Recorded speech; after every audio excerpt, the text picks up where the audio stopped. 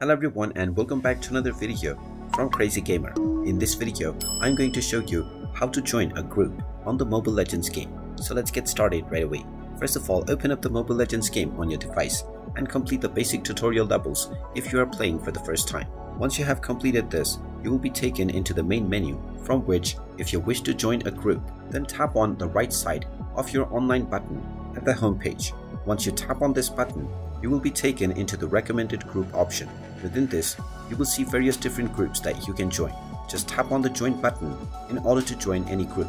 You can also tap on create group if you wish to create your own group. You can then name your group within the group name box and set your group location and also enter your preferred tags. You will need to spend some currency in order to create this group though. From the join group menu, you can also enter the group ID at the bottom section and tap on the search button to search for any group. And there you have it. That is how easy it is to join a group on the Mobile Legends game.